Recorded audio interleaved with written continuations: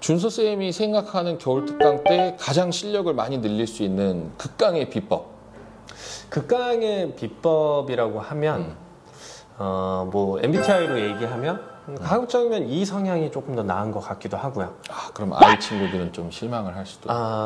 뭐 근데 굳이 MBTI에서 E가 아니어도 상관은 없어요. 네. 근데 저는 적절해야 된다고 보는 게 네. 너무 질문이 생각을 안 하고 하는 그쵸. 질문은 본인이 해결해 보려고 노력하지 않고 모든 걸 질문과 어떤 답에 의존하면 조금 얇을 수밖에 없어요, 지식이. 네네. 그래서 정말 본인이 뭐 심사숙고하고 열심히 하려고 할 때는 좀 약간은 아이의 성향이 필요하기도 하겠죠. 네. 고뇌를 하고 많이 고생해보고 본인이 많이 겪어보고. 근데 정말 안 될 것 같을 때 패스트 트랙을 타는 방법은 최대한 선생님 관심을 나한테 네. 끌고 오는 거겠죠. 그리고 또 학생들이 좀 가벼운 칭찬이라도 그런 거에 대해서 좀 목말을 하고 네, 그런 거에 좀 많은 필요를 느꼈으면 좋겠어요. 보통 저희가 그림을 이렇게 가리키다 보면 그림에서 보여지는 단점을 지적할 수밖에 없어요. 근데 그런 단점으로 인해서 결과가 안 좋게 될 수 있으니까. 근데 사실 그런 단점이 다음 그림에서 개선이 되면 네네. 사실 그 부분만 가지고도 칭찬의 거리가 되고 네. 한 번쯤은 흘려 지나가는 이야기로서도 이렇게 칭찬을 하잖아요. 뭐 MBTI로 자꾸 얘기할 건 아니지만 어쨌든 최대한 자기를 피력하려고 그러고 도움을 받는 것에 뭐 인색하지 않는 그런 성향을 가지는 게 특별히 중요한 친구들은 아까 얘기했던 지방에서 서울로 와서 학원을 옮기게 되는 경우 네네. 또는 지금 다니던 학원들에서 성적에 의해서 혹은 어떤 환경을 바꿔보고자 학원을 옮기는 경우는 겨울 특강 2달 반 동안에 빨리 적응을 해야 돼요. 그럼 이제 겨울 특강에 복귀를 했는데 학생이 성적을 잘 받아온 친구도 있지만 못 받아온 친구들이 많잖아요. 저희 학생들 같은 경우도 굉장히 안타깝기도 하고 아쉽기도 하고. 근데 이런 친구들 살려낼 수 있는 방법이 있지 않나요?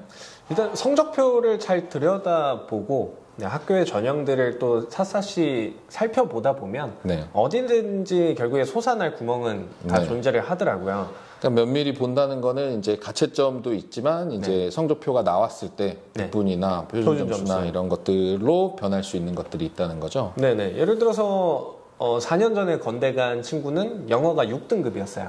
네, 영어가 6등급이어서 이미 인서울에 대해서 약간 포기를 한 시점이었는데 네, 성적표와 이제 그런 표준 점수, 그다음에 대학에서 반영하는 성적들을 잘 대입을 해보고 나서 결정을 이렇게 유도를 해보면 이제 결국에는 지원 가능 불가능 여부가 나타나게 되고 거기에 그 아이가 여태까지 해왔던 실기력이라는 게 있잖아요.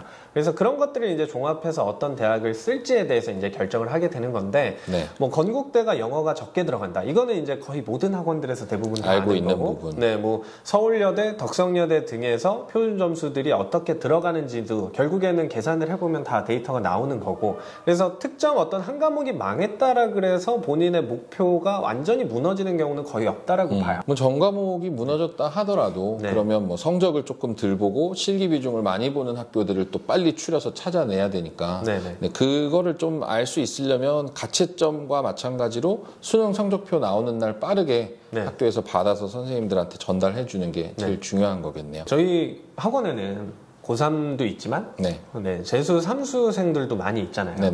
이제 그들의 차이라면 그냥 단순히 나이가 아니라 재수, 삼수를 겪으면서 어떤 떨어질 것에 대한 두려움, 이런 트라우마를 극복하기 위해서 기존보다 이전 연도보다 더 열심히 노력하고 하는 부분들이 있는데 고3들은 마냥 그런 걸 쫓아가는 입장에서 늘 나는 못 그리고 나는 언니 오빠들보다 늦었으니까 잘 안 될 거야 이런 불안감만 보여주는 친구들이 있잖아요. 고3 학생들은 사실은 실기를 인문계에서 시작했으면 길면 3년이고 짧으면 1, 2년이고 근데 재수 삼수들은 거의 대부분은 그거 플러스 1, 2년이 더 있기 때문에 겨울 특강 들어올 때까지 내가 조금 뒤에 있는 거는 어쩔 수가 없어요. 재수생, 삼수생 친구들은 떨어졌던 거를 회복하기 위해서 정말 그 더 절실함으로 노력을 해온 거기 때문에 그 표현력도 따라가려고 노력해야 되지만 결국은 표현력만 보는 건 아닙니다. 네. 대학교에서 보는 거는 구성력도 있고 조형력도 있고 색채 감각이나 이런 부분들에서 내가 전공법으로 그들과 똑같은 스킬을 못 가져도 여러 가지 기본기 중에서 어떤 부분을 키워서 이들을 따라갈 수 있는지 전략적으로 좀 접근을 하는 게 네. 좋을 것 같고요. 그래서 아무리 재수생, 삼수생 혹은 선생님들도 누구보다 더 뛰어난 실력을 가졌다 하더라도 4시간, 5시간 시험 시간 내에 보여줄 수 있는 표현력은 하늘을 뚫고 갈 수는 없습니다. 맞아요. 네. 거의 저희가 인스타나 SNS에서 친구들이 이제 여러 학원 선생님들이나 뭐 다른 합격한 선배들이 그린 걸 보고 굉장히 뭐 도움도 되지만 어떨 때 보면 너무 잘 그린 것들에 주눅이 드는 경우들이 있는데 대부분의 재현작으로 올라온 것들은 저희는 좀 최대한 안 그러려고 하지만 대부분 학원에서 합격생 재현작으로 올라오는 건 좀 선생님들이 많이 고쳐주거나 좀 더 만져준 거고 영구작으로 올라오는 것들은 선생님들이 저희도 마찬가지지만 8시간, 10시간씩 그린 것들이거든요. 네. 근데 이 모든 걸 4시간, 5시간의 텀으로 놓고 보면 최고로 잘하는 친구의 그림이 그 SNS에서 보이는 그런 그림들만큼의 퀄리티는 아니거든요. 네. 그럼 고3들이 현실적으로 우리 학원에서 제일 잘 그리는 재수생, 삼수생들의 그림의 어떤 표현력과 또 그런 방식들을 보고 그걸 비슷하게 따라갈 수 있다 그러면 어느 정도 합격선에는 다가간다고 봐야 돼요.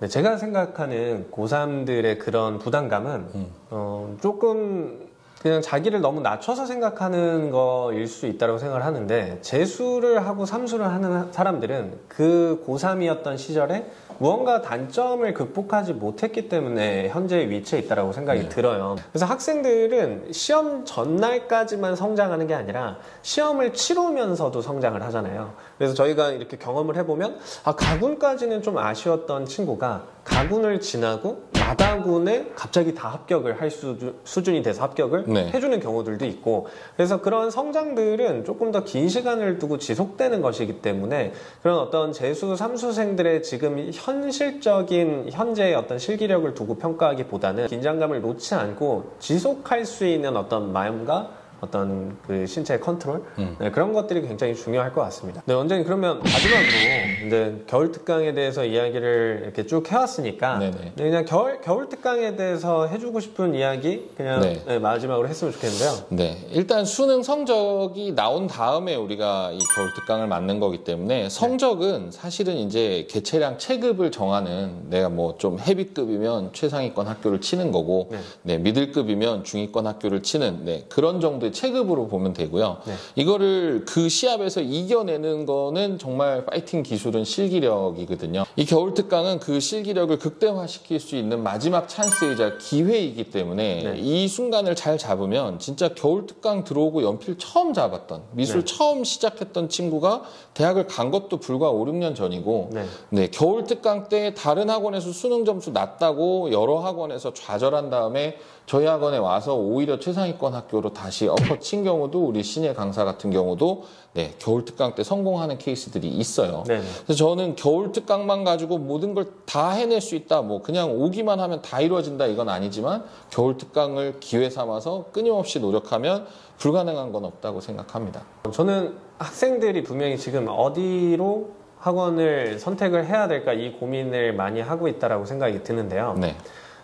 지금 이 고민에서 뭐 자기의 현재 실기력도 판단하에 움직이겠지만 저는 이렇게 좀 너무 군중 심리에 의해서 다수의 학생들을 다루고 있는 학원으로 흡수되는 거는 그렇게 좋지 않은 판단이라고 생각을 하고 있어요. 매년 많이 하는 생각이고 그런 상담을 와서도 어떤 학원과 우리 학원을 고민하고 있다라고 했을 때 그런 것들을 현실적으로 얘기를 했을 때 실기력이 좋지 않은 경우 현 시점에서 실기력이 좋지 않은 경우에는 실기력을 올려야 하잖아요.